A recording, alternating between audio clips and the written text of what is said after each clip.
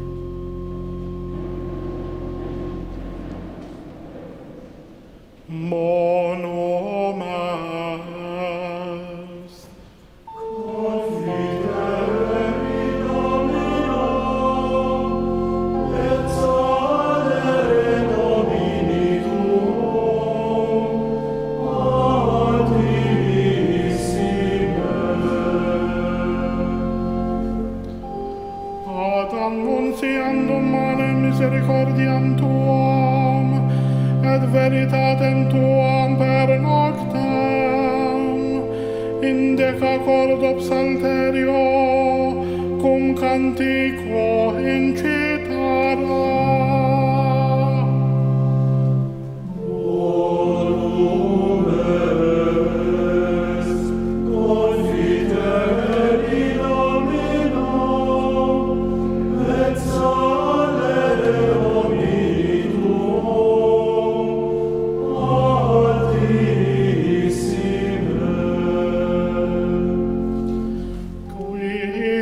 Rectastime Domine in factura tua, et in operibus manum tuarum exultabo.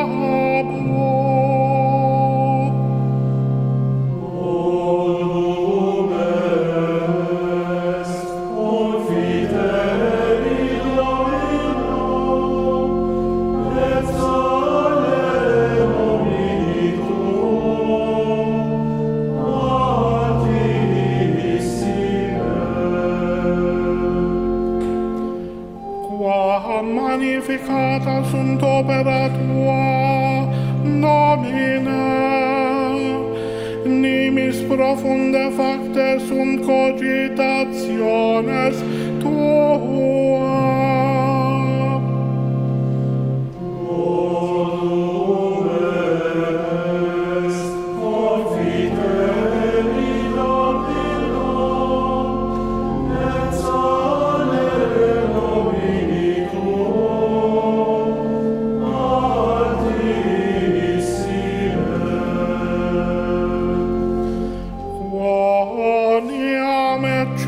Nemici tui, Domine, quoniam ecce nemici peribunt, et dispergerunt omnes qui operantur iniquitatem.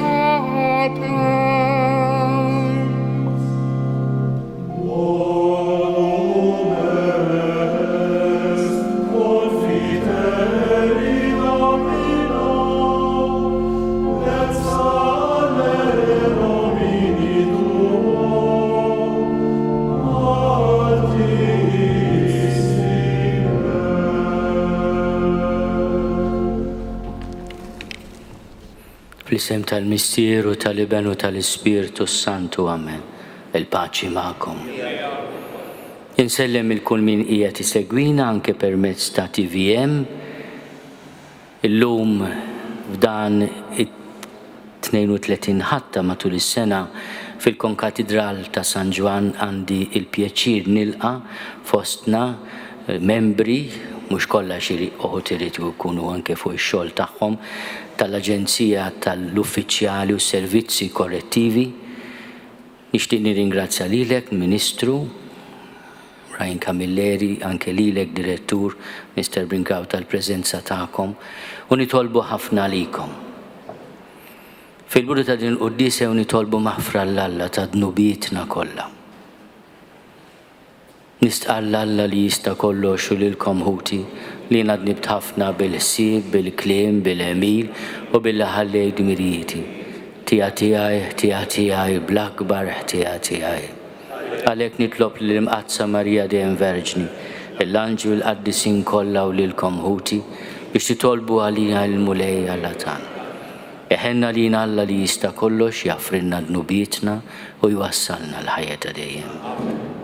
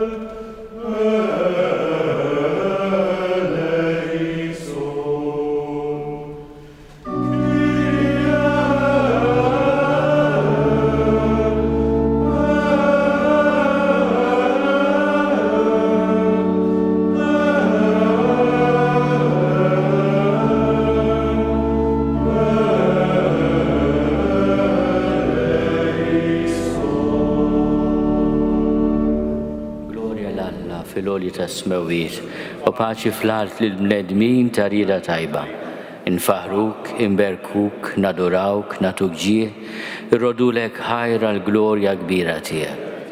Muli Alla Sultan tas-sema, Alla Missije li tista' kollox. Mulej Iben waħdini Ġesu Kristu. Mulej Alla ħaruf talla bin il-Missier. Inti tneħid nubit tad-dinja ħenna lina. Inti tneħid nubit tad-dinja il-qatt tal-plana. Int li qiegħed fuq il-lemin tal-Missier ħenna lina. Għaliex int waħdek qaddis, int waħdek mulej, int waħdek il-għoli Ġesu Kristu, mal-Ispirtu Santu, fil-glorja tal-Missier Alla. Amen. Nitolbu. O Alla ħannin li tista' kollox fit-tiba tiegħek biet minna kulawċ. Biex inkunu ħilsa fir-ruħ u l-ġisem u naqduk bla xkiel ta' xejn.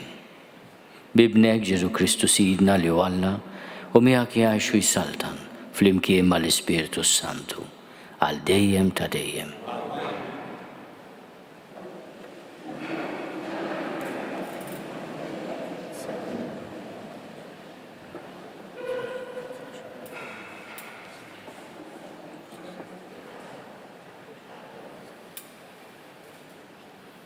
L-ewwel qari. Qari mit-tieni ktieb tal-Makabej. F'dak iż-żmien qabdu 7 taħwa u l-ommhom u s-sultan beda jisforzhom biex b'daqqiet ta' swat u tan-nerv jieklu l-laħam tal-majjal li ma jiswiex. Wieħed minnhom beda jitkellem fl-isem l-oħrajn u qal: Int xi tfittex issaqsi u trid taf minna? Aħna lesti mmutu imma maħniex lesti li niksru liġijiet ta' missirijietna. It-tieni wieħed kif kien fl-aħħar nifs qallu: Int bniedem mill-ar, int se tċaħħad mill-ħajja t'issa imma s-sultan tad-dinja jqajjimna l-ħajja ta' dejjem lilna li se mmutu għal-liġijiet tiegħu. Imbagħad wara dan bdew jittorturaw it-tielet wieħed u malli talbuh ħareġ minnu fih il-sienu u bla biża' ta' xejn middideħ u ta' qalbien li kien għajjat. Mis-sema ksibthom dawn u għal-liġijiet tiegħu jien nistmerrhom għax min għandu nittama li qatt nerġa' niksibhom. Saħansitra s-sultan u dawk ta' madwaru staġbu bil-qawwa ta' da' żagħżugħ kif l-uġieħ ma kien jisu xejn. Meta miet, dawn bdew jittorturaw u jbiċċu raba wieħed bl-istess mod. Meta wasal fl-aħħar qal, aħjar li wieħed imut bidejn il-bniedem meta jkollu t-tama mingħand Alla li jagħti mill-ġdid, imma għalik m'hemmx qawmien għall-ħajja. Il-kelma tal-mulej. Sam responsorjali. Meta nqum nitenna bid-dera tiegħek.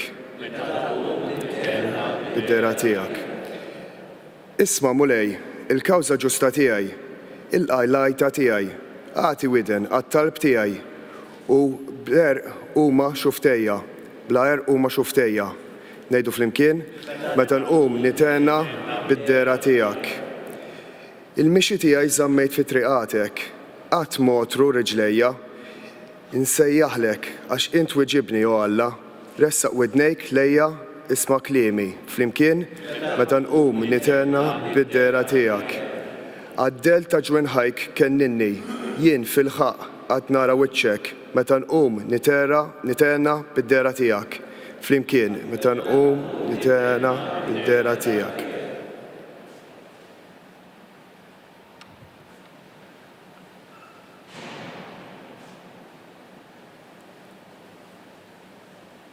Qari mit-tieni ittra ta' San Pawlu Apostolu lit-Tessalokin.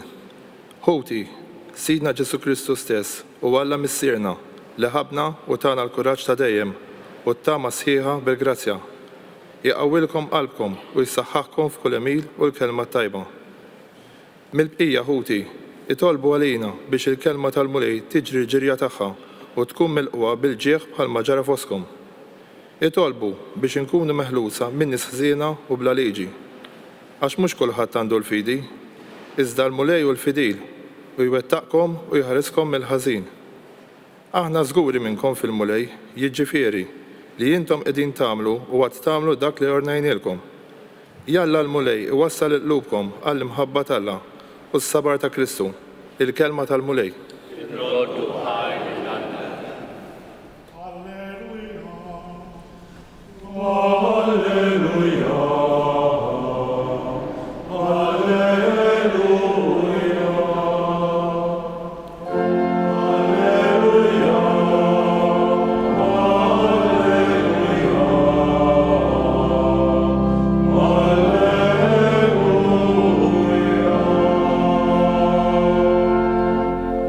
Ġesu Kristu, il-kbir fost il-mejtin, lilu l-glorja u s-seta għal dejjem ta' dejjem.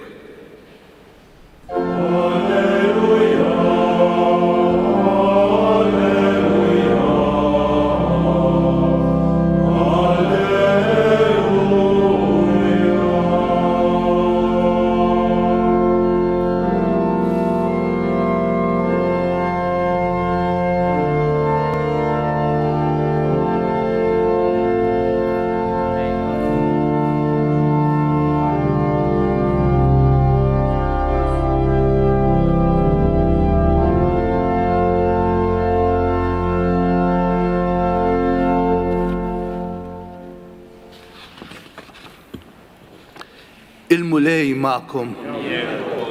Qari mill-Evanġelju skont San Luqa.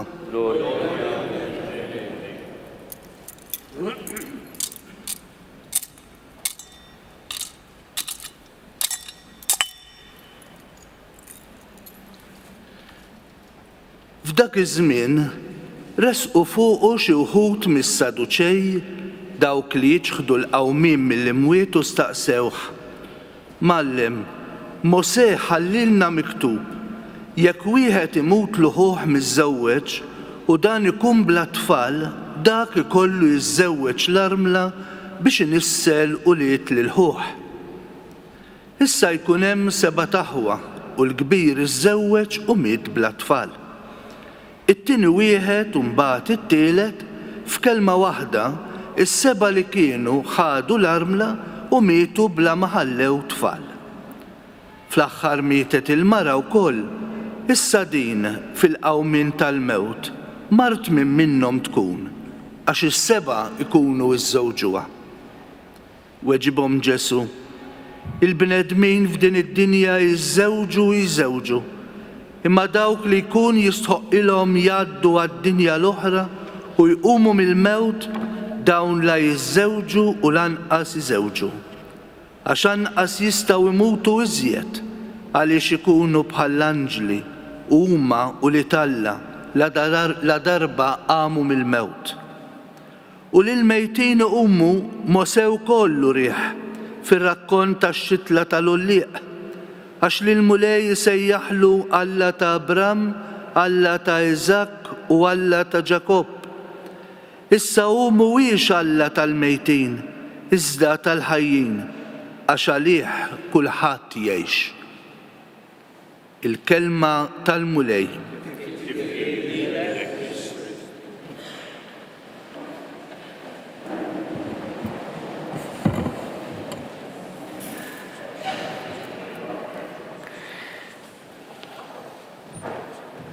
L-ewwel vers tal-Vanġelu jintroduċina grupp ta' nies, is-Saduċej. Aħna mdorrijin meta nitkellmu dwar l-avversarji ta' Ġesu, dwar il-Fariżej, dawk li kienu jimxu mal-ittra tal-liġi, u meta Ġesu rawh jagħmilha ħafna mal-midinbin, mal-pubblikani, dawk li jġibru t-taxxa, kienu jiskandilizzaw ruhom. Jgħidu dan, midinbin jilqa' għandu magħhom jiekol u jixrob. Ma kienx hemm il-Fariżej biss, kien hemm ukoll is-Saduċej. U l-Vanġelu stess jgħidulna x'kienet il-problema kbira ta' daw in-nies li kienu nies li jħobbu l-liġi ta' Mosè, jippruvaw jgħixu skont il-liġi ta' Mosè, imma jiġħdu, mhux biss ma jemrux, imma jiġħdu il-qawmin mill-imwiet. Għalihom il-ħajja tispiċċa mal-qabar. Tmut, jitfnuk, daqshekk. Allura dak li għandek tagħmlu fil-ħajja, ipprova jgħix ta' nies, imma tippretendix li wara din il-ħajja hemm ħajja oħra. U biex jonsbu lil Ġesu jippreżentawlu problema ta' din il-mara li żewġet, ovvjament wieħed wara l-ieħor mhux f'daqqa. 7 irġiel u jgħidu l-missa dina meta tkun il-ġenna jew nkella fid-dinja l-oħra ta' min se tkun, mhux tas-seba' di, u l-mulej jipprova jispjegalhom li fil-ġenna għalkemm l-imħabbit tagħna jibqgħu mhix kwistjoni ta' status jew ta' ċertifikati, dawk għandna bżonnhom hawnhekk. Imma hija li tgawdi lill-Alla u falla ssib il-milja tal-imħabbiet, ix-xewqat li inti tkun ix-xenaq tal-jom f'ħajtek. Alla mhux tal-mejtin, iżda tal-ħajjin. Għalih kulħadd jgħix. Kemm sabiħa din il-kelma ta' Ġesu li għandna bżonna ħafna. X'aħna nistgħu nitkażaw bis-Saduċej, imma jew nammettu. Kultant mhux bħalhom nagħmlu aħna, mhux bħalhom ngħixu, qisu għada mhux se jiġi, jew li ma rrid nagħti kont il-ħadd, għax Alla huwa xi ħadd twajjeb, sew paċenzja, jaħfir li dejjem, imma hi aħna għandna dil-ħajja f'idejna wara ma nafux xemm. Allura jista' jkun li ma niċħdux il-qawmin imma ngħixu bħalli kieku ma tantx interessana. Il-Vanġelu tal-lum iġibna ftit f'sikkitna. Jgħidilna importanti li tgħix il-ħajja tiegħek fuq din l-art. Propju bħala l-adba ta' ħajja li ma tispaċċaqat, li inti tgħix ta' nies mhux biss jagħmlek nies hawn, imma jippreparak għal dak li huwa tiegħek il-ħajja ta' dejjem. U min fejn ġiet din il-fidi ta' Iżrael fil-qawmin mill-imwiet żviluppat bil-mod iridu nammettu li s-Saduċej ma kellhomx tort għal kollox, għax fl-Iskrittura kif tafu tista' ssib argument kważi għal kollox. U kien lejn l-aħħar tal-Kotba Mqazza li żviluppat din il-fidi tant qawwija fil-qawmien fil-fatt. Illum fl-ewwel qari, anke b'introduzzjoni għall-Vanġelu, smajna silta mit-tieni ktieb tal-Makkabej. Dawn il-kotba inkitbu xi 200 sena qabel Ġesu, mhux ħafna l-bogħod mill-ħajja ta' Ġesu stess fuq din l-art. U fihom kien hemm diġà din il-persważjoni isma' wara din il-ħajja hemm ħajja oħra. Hemm il-ġudizzju, hemm il-mument fejn jekk inti ħrabt il-ġustizzja fuq din l-art, trid tagħti kont tal-għażliet tiegħek. U allura il-mewt ma nistgħux niċħduha, nistgħu nippruvaw ninsewha jew innessu lilna nfusna minnha, imma jekk hemm xi ħaġa ċerta għal kull wieħed waħda minnha hija l-mewt. Nistgħu ngħidu kemm irridu m'iniex maġġel, jiena nħobb ngħidha dik m'iniex maġġel, imma nafu li se tasal. U tajjeb ma nkunux maġġlin. Imma wara l-mewt hemm tliet affarijiet oħra jiddependi ħafna mill-atteġġjament ta' qalbi. Il-ġudizzju li jiena rrid nagħti kont quddiem Alla. Il-Papa Franġisku iħobb jirrepeti xi ħaġa li tgħallem meta kien xkejken jgħid. In-nanna tiegħu darba qaltlu Jorge għax hekk kien jismu qabel sar Franġisku, George. Tinsiex il-kefen m'għandux bwiet. Meta jkefnuk jista' jagħmlulek bwiet kbar għax għal xejn. M'għandux bwiet, ma tieħu xejn miegħek. Fl-imħabbiet li tkun għamilt u l-atti li tkun għamilt b'imħabba. Inkluż il-maħfra tal-edewwa, inkluż il-kapaċità tar-rażan, tal-kontroll tagħna nfusna. Il-mod kif nirrispettaw il-xulxin u nħarsu d-dinjità ta' xulxin. Jien għandi privileġġ nindirizza lilkom eżies membri tal-Aġenzija tas-Servizzi Korrezzjonali u anke l-uffiċjali korrettivi tagħna. Ma' superjuri tagħkom mal-Ministru responsabbli. Intom smajtu wieħed minn sħabkom qara l-ewwel qari li jitkellem dwar daw is-7 żgħażagħ ittorturati minn tirann li ried iġalhom jiġħdu il-fidi tagħhom. Aħna qegħdin hawn biex ngħidu mhux dak il-mod tagħna. Aħna nirrispettaw id-dinjità ta' persuna u minu, imini. Mhux hekk biss, nafu li rridu nagħtu kont tal-imġiba tagħna, ta' kif nittrattaw il-xulxin. Waqt li intom qed tagħmluha ma' nies li għaddew mill-ġudizzju ta' din id-dinja li qatt mhu perfett, tridu tifhmu wkoll li intom ukoll tridu tagħtu kont tal-emil tagħkom. U din mhux sitwazzjoni faċli, għax inti qed tgħin bis-servizzi korrettivi persuni li għandhom bżonn jgħaddu minn mument ta' riabilitazzjoni għax aħna nemmnu u nitolbu li s-servizzi tagħkom iwasslu għal ħajja aħjar għal kulħadd, inkluż is-soċjetà, l-aqwa servizz lis-soċjetà. Jekk hu possibbli u kemm hu possibbli. L-impossibbli kollu jistenna ftit. Imma nifhem ukoll li intom se tużaw l-istess etika, prinċipji ta' moralità u dinjità li qed nitolbu minn min qed iħallas għax żgarra. Jiena nixtieq nirringrazzjakom f'isem il-poplu tagħna. Kemm il-darba żort il-faċilità korrettiva li għandna s'issa mhux bħala resident, dik ukoll ngħid ma m'iniex maġġel. Imma kull meta żortkom u rajtkom taħdmu, tirrealizza li l-ambjent mhux faċli u li hemm ħafna dedikazzjoni. Jiena nawguralkom li tikbru fis-servizz ta' servizz, fl-ispirtu ta' servizz, u nitlob ħafna likom u għal protezzjoni tagħkom. Jiena nifhem l-raba tagħkom meta jarawkom ħerġina x-xogħol mhux se jgħidulkom, imma f'qalbhom ikondem dit-talba li intom tirritornaw qawwijin u sħaħ fir-ruħ u fil-ġisem. X'kultant ma jkunniex feriti fuq il-ġilda imma jkollna feriti fil-qalb. Il-Mulej ħadiskom ukoll minn dan. Jiena nemmen f'Alla wieħed il-missier li jista' kollox, li ħalaq is-sema u l-art. Dak kollu li jidher u dak li ma jidhirx. U f'Mulej wieħed Ġesu Kristu iben waħdini ta' Alla, imnissel minn missier qabel kull żmien. Alla minn Alla, dawl minn dawl, Alla veru minn Alla veru.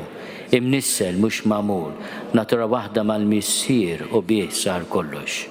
Niżel mismewiet għalina l-bnedmin u għall-fidwa tagħna. U ħal-ġisem bis-seta tal-Ispirtu Santu minn Marja Verġni u sar bniedem. Salbuh għalina bata taħt Ponzju Pilatu, miet u difnuh. U fit-tielet jum qam minn bejn l-imwiet skont il-kodba mqazza. U tela s-sema u qiegħed fuq l-lemin tal-missier. U għandu jeġa jiġi bil-glorja biex jagħmel ħaq mill-ħajjin u mill-mejtin. U s-saltna tiegħu ma jkollix tmiem. U fl-Ispirtu Santu mulej li jagħti l-ħajja, li ġej mill-missier u mill-liben, li hu meqjum u mweġġa fl-imkien mal-missier u mal-liben, u li tkellem fom il-profeti. U fi knisja waħda qaddisa, kattolika, apostolika. Nistqarma mudija waħda l-maħfra ta' dnubiet u nistenna l-qawma mill-imwiet u l-ħajja ta' żmien li ġej. Amen. Ħuti Eżiż Alla tagħna u Alla tal-ħajjin u mhux tal-mejtin. Nesprimu xewqa ta' ħajja li xeħed fina f'dawn it-talbit tagħna billi ngħidu: Mulej, inti l-ħajja tagħna. Mulej, inti l-ħajja tagħna. Biex l-insara jkunu sinjal ta' tama u ta' ħajja kull fejn jgħixu, nitolbu: Mulej, inti l-ħajja tagħna. Biex il-pajjiżi onja jgħinu l-iżvilupp tal-bnedmin mingħajr ma jeqirdu l-ħajja fl-ambjent li inteħlaqt għal kulħadd, nitolbu: Mulej, inti l-ħajja tagħna. Biex ir-Romo li sibu faraġġ u għajnuna ħalli jaffrontaw il-problema tas solitudni, nitolbu: Mulej, inti l-ħajja tagħna. Biex aħna ma nibżgħux nagħtu xhieda tal-fidi tagħna anke quddiem il-kontrarjetà u niddefendu dejjem id-don tal-ħajja, nitolbu: Mulej, inti l-ħajja tagħna. Nitolbuk Mulej għal dawn ħutna uffiċjali tal-Aġenzija tal-Faċilitajiet Korrettivi biex tipproteġihom, tagħtihom qalb ġeneruża u spiritu ta' servizz, nitolbu. U f'dan ix-xahar ta' Novembru ejjew nitolbu għal ħutna mejtin kollha. Għatihom o Mulej il-mistrieħ ta' dejjem jistrieħu fis-sliem. U Alla, inti missier u awtur tal-ħajja vera li quddiemek il-bnedmin kollha jgħixu. Għamel il-kelma ta' ibnek li tiżra fi qlubna tagħmel fina frott kotran. Aħna u nagħtu xhieda tat-tama tagħna fil-qawmin mill-imwiet bi Kristu Sidna.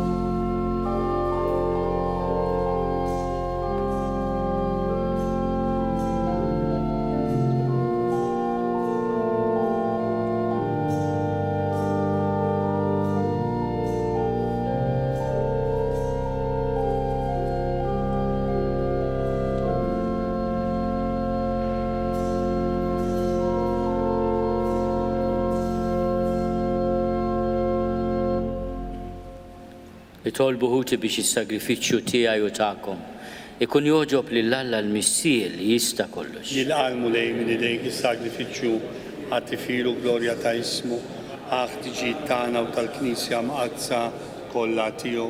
Ħares bislimu lejn is-sagrifiċċju li sejrin noffrulek biex naqilgħu btieba qaddisa l-frott tal-passjoni ta' ibnek li qegħdin inġeddu f'dan is-sagrament bi Kristu Sidna. Amen. Il-mulej magħkom. Miegħek ukoll. Nerfgħu lubna l-fuq. Nerfgħuhom lejn il-mulej. Niżuħaj lill-mulej Alla tagħna. Hekk sewwaw xieraq. Sewwaw xieraq tas-sew mulej missier qaddis Alla ta' dejjem li tista' kollox. Tajjeb u taġid tas-salvazzjoni tagħna li dejjem u kullimkien inrodulek ħajr. Bi Kristu Sidna. U bit-twelid tiegħu bħala bniedem ġeddet il-bniedem il-qadim. Bil-mewt tiegħu ħassar id-nubiet tagħna. U wara li bil-qawmin tiegħu daħħalna fil-ħajja ta' dejjem, bit-tluħ tiegħu fil-lemin tiegħek missier fetħilna il-bibien tas-sema. Għalhekk flimkien mal-anġlu l-qaddisin kollha, intennulek l-innu ta' tifħir u ngħidu bla qiegħda.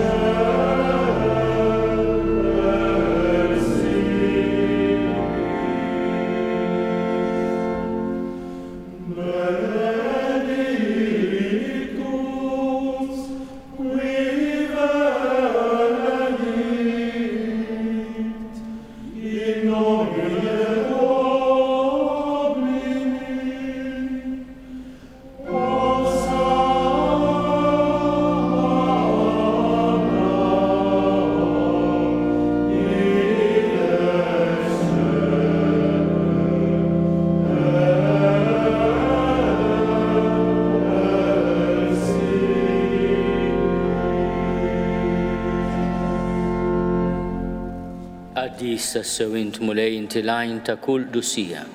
Qaddis għalhekk nitolbuk dawn l-offerti bil-barka tal-Ispirtu tiegħek biex isiru għalina l-ġisem u d-dem ta' Sidna Ġesu Kristu. Li meta kien se jingħata biex minn rajħi bati bħal ħobs ratti l-ħajr qasam tal-disċipli tiegħu u qal: ħudu u kulu l-koll minn dan, għax dan huwa ġismi li jingħata għalikom.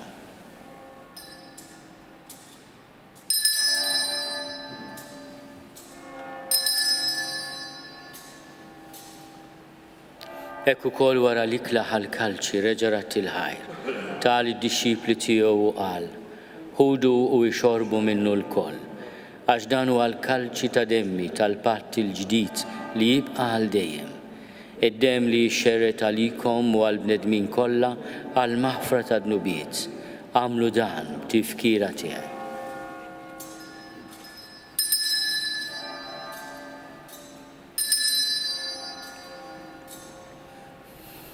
Dan hu l-misteru tal-fidi.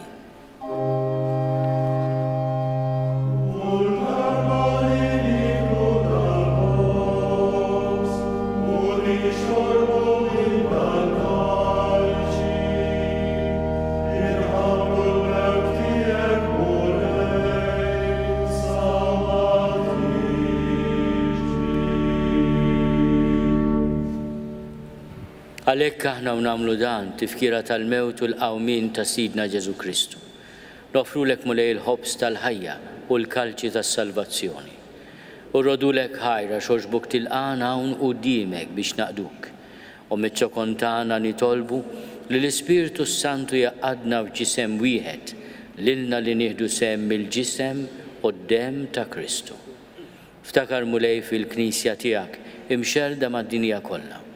Wettaqa fl-imħabba fl-imkien mal-Papa Franġisku, miegħi għaddej tiegħek mingħajr ma jistħoli, mal-Isqof Joseph li qed jgħinni, mal-Isqof Anton u mal-Ministri tiegħek kollha. Ftakar ukoll f'ħutna li raqdu bit-tama tal-qawmien, ftakar fil-mejtin kollha. Daħalhom quddiemek fid-dawl tas-sebħ tiegħek. Ħenna lina l-koll nitolbuk, għati lilna wkoll il-wirt tal-ħajja ta' dejjem. Flimkien mal-Veġni Mqazzom Malla Marija, mal-Arus tagħha San Giuseppe, mal-Appostli, ma' San Ġwan Battista u l-qaddisin kollha li jgħixu fil-biberija tiegħek sa mill-bidu tad-dinja. Għamel li magħhom infaħruk u nsebħuk Ġesu Kristu ibnek. Bi Kristu, ma' Kristu fi Kristu. Jingħata lilek Alla Missier li tista' kollox flimkien mal-Ispirtu Santu.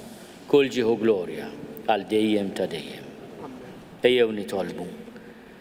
Kif għallimna u ridna nagħmlu liben ta' Alla Ġesu għas-salvazzjoni tagħna. Missierna li inti fis-smowiet jitqaddes ismek tiġi saltnatek. Ikun li tritint kif is-sema hekk fl-art. Ħobżna ta' kuljum għatina llum. Aħfrinna dnubietna bħalma naħfru lil minu ħati għalina. La ddaħħalniex fit-tiġrib, iżda eħlisna mid-deni. Eħlisna nitolbuk mulej minn kull deni. Għatina fit-tiebuħ li nagħtijak il-paċi fi żmienna. Biex inkunu ħielsa dejjem mid-dnub u mħarsa minn kull inkwiet. Aħna u nistennew u nittamaw ilejna u l-imiġja tas-Salvatur tagħna, Ġesu Kristu. Għax tiegħek hija s-salvna l-qawwa u l-glorja għal dejjem. Mulej Ġesu Kristu li għat lill-Apostli tiegħek. Inħallilkom is-sliem, nagħtikom is-sliem tiegħi. La tħares lejn nubietna. Iżda ħares lejn il-fidi tal-Knisja tiegħek. Għati jaslimu l-għaqda li int trid fiha, int li tanxu s-saltan għal dejjem ta' dejjem. Il-paċi tal-mulej tkun dejjem magħkom. Għatu l-paċi lil xulxin.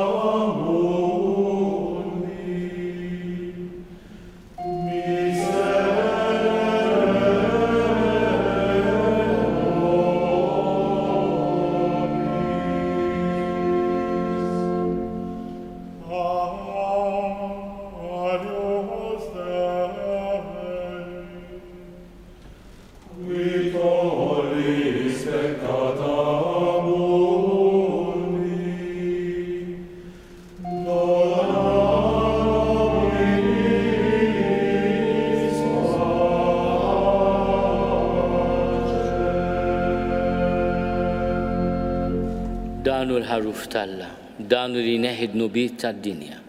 Ħenin dawk li huma mistiedna għall-ikla tal-ħaruf. Mulej ma jistolix li tidħol taħt is-saqaf tiegħi, iżda jbiss kelma waħda u ruħi tkun infejqa.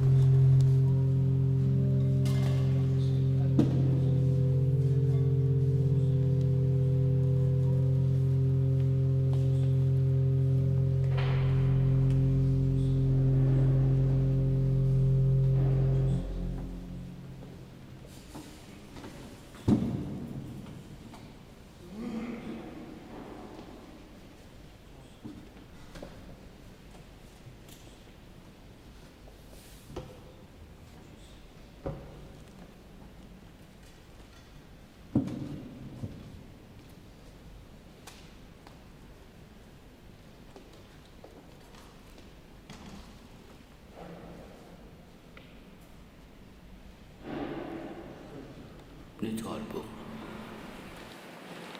Irrodulek ħarmu lejja tqarbina mqazza li bija saħħatna. Bħalma l-mlejtna b'din il-qawwa tas-sema, Ekk ukoll fit-tiba tiegħek atina l-Ispirtu Qaddis tiegħek biex tibqa' fina sal-aħħar il-grazzja ta' ħajja sinċira bi Kristu Sidna.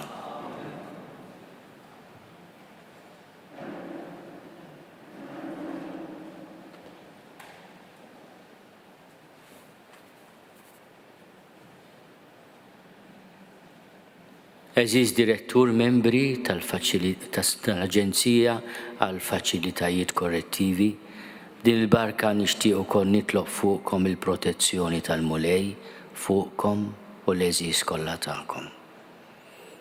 Il-mulej magħkom. Iberikkom Alla li jista' kollox, il-Missier u l-Iben u l-Ispirtu Santu.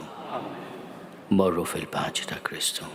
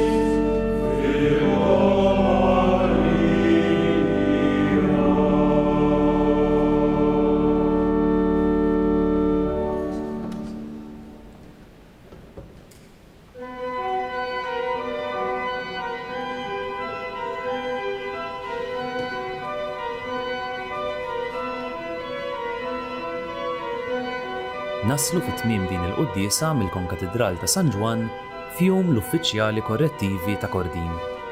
Nfakrukom li hawnhekk il-pubbliku jista' jżur qabel u wara l-quddies il-vestwarji pontifiċi tal-Papa Piju V sa 13 ta' Novembru. Grazzi tal-li naqadtu magħna l dan il-mument ta' talb, nawguralkom il-kumplament tal-ħadd it-tajjeb.